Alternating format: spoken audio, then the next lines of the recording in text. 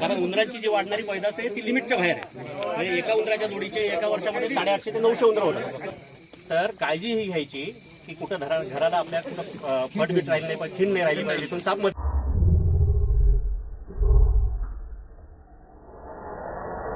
नमस्कार मित्रांनो, परत एकदा स्वागत आहे आपल्या यूट्यूब चॅनलमध्ये. आज आपण परत आलो आहे तर ब्राह्मण गल्लीमध्ये महादेव वाजड यांच्या घरी. काही दिवसापूर्वी तिथे एक कवड्या जातीचा बिनविषारी साप पकडला होता. सेम कवड्या एक साप इथं निघालेला आहे. बघू शकता चॉकलेटी कलरचा आणि अंगावर पिवळसर पांढऱ्या रेषा, ही ह्या सापाची ओळख. बिनविषारी असलेला कॉमन वुल्फ स्नेक, मराठी नाव कवड्या, हिंदी नाव कवरी. याला एक बरणी घे बरं छोटी.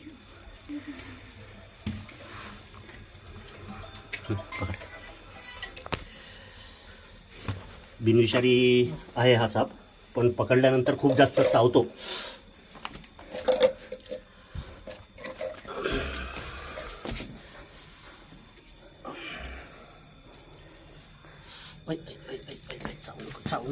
चावू नको रे बाबा.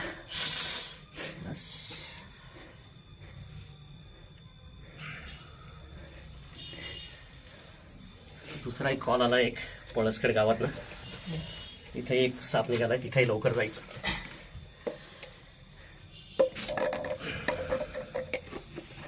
झाकण दे. झालाय मित्रांनो सक्सेसफुली रेस्क्यू. लवकरच याला याच्या नैसर्गिक आदिवासात सोडून देण्यात येईल.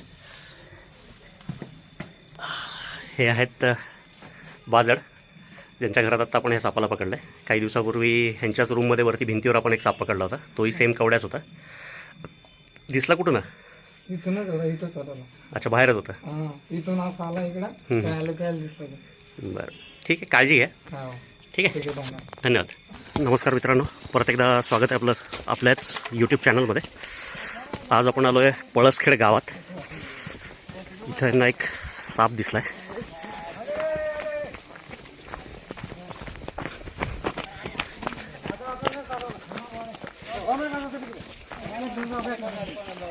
पकडे हां, हे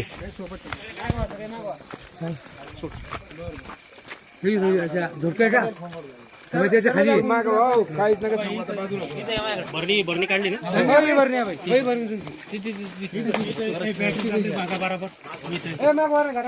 डब्याच्या खाली आहे, डब्याच्या खाली बघा बॅटरी धरली म्या.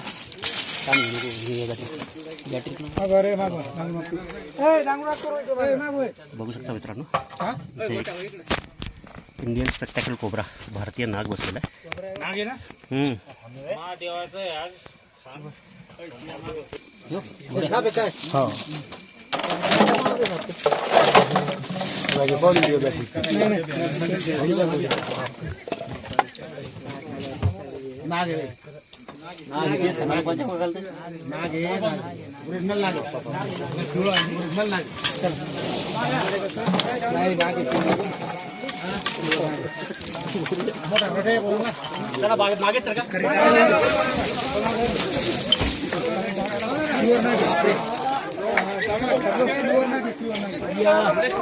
हा सर, बऱ्याच मोठ्या साईजचा इंडियन स्पेक्टॅकल कोब्रा, भारतीय नाग. तोंडावर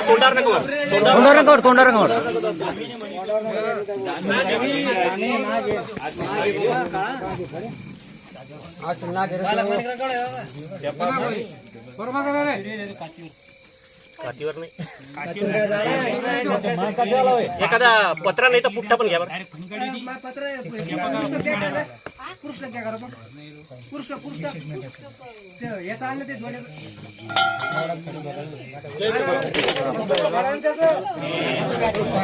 बरणी मोठी नाही काय? मी बाहेर असतानाच कॉल आल्यामुळे सोबतही काही बरणी वगैरे नव्हती. आता 5 मिनिटापूर्वीच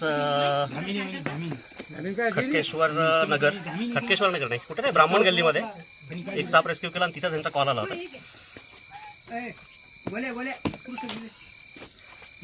आहे का मोठी बरणी आहे का?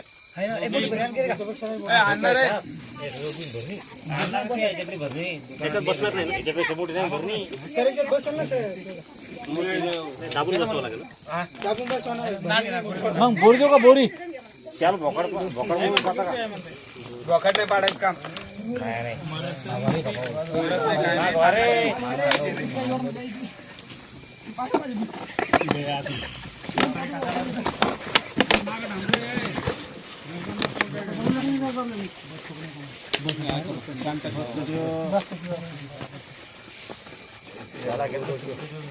ते कुठं घ्या इकडे.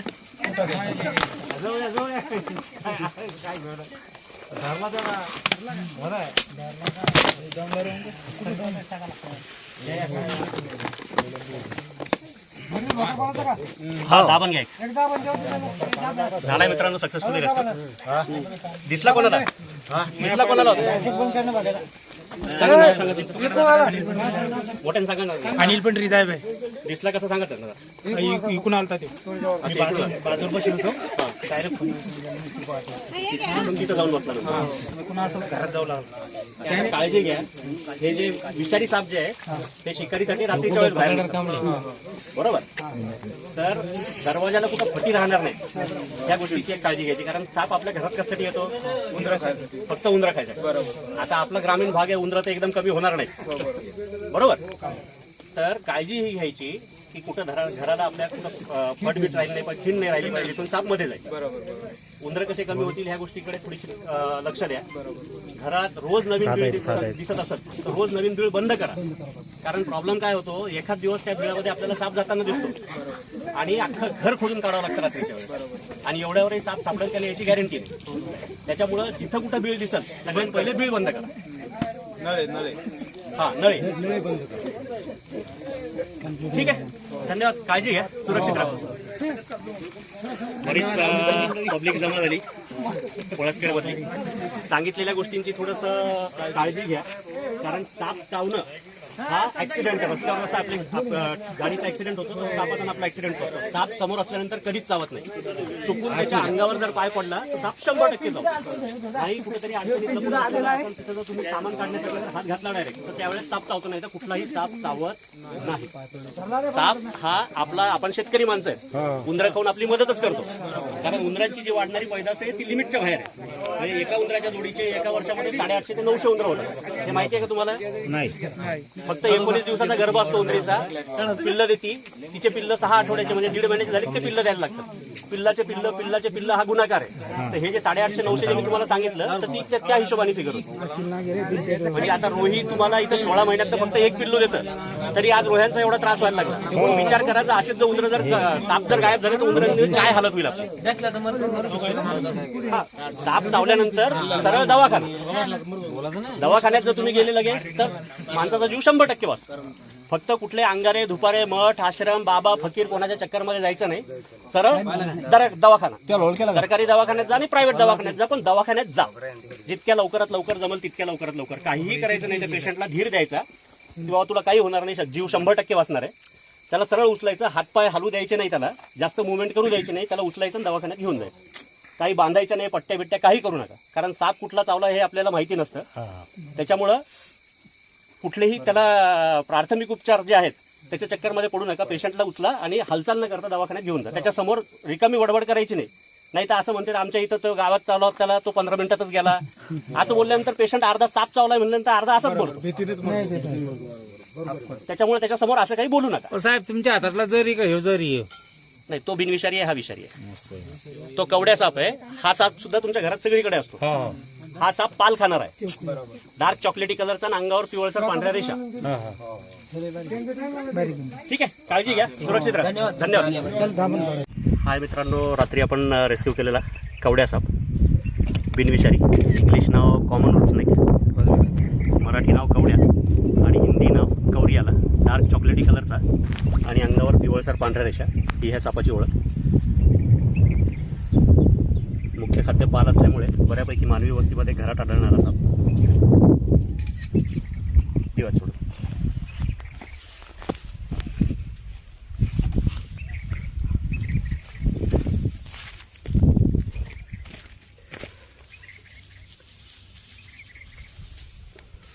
अजून एक कोबरा आहे जो काल रात्री आपण पळसखेडमधून रेस्क्यू केला होता. 15 मिनिटातच काल 2 रेस्क्यू झाले होते.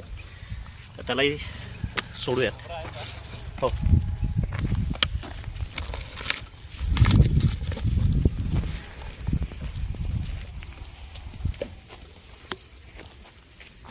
भारतीय नाग, इंडियन स्पेक्टॅकल कोब्रा, फुल साईज सागरी.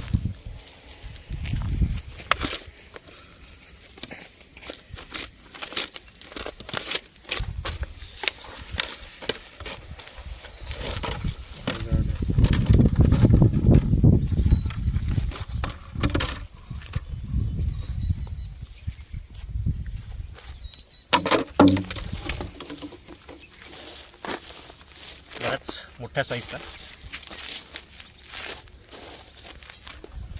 गवाळी आणि डार्क चॉकलेटी कलरमध्ये.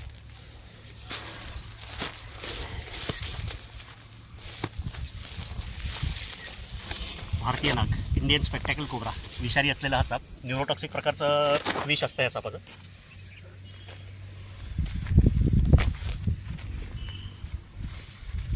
बघू शकता किती मोठा फणा आहे त्याचा.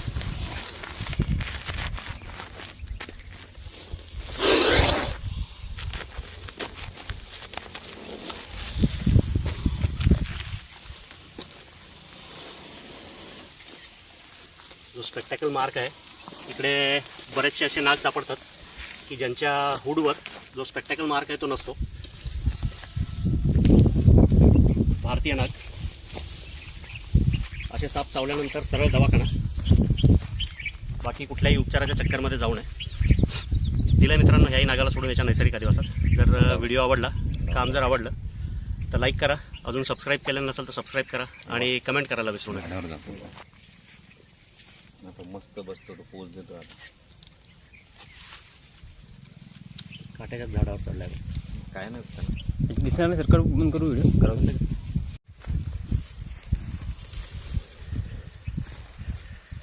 दिल्या मित्रांनो सोडून या नागाला याच्या नैसर्गिक अधिवासात. जर व्हिडिओ आवडला, काम जर आवडत असेल तर लाईक करा, अजून सबस्क्राईब केलेलं नसेल तर सबस्क्राईब करा आणि कमेंट करायला विसरू नका. धन्यवाद.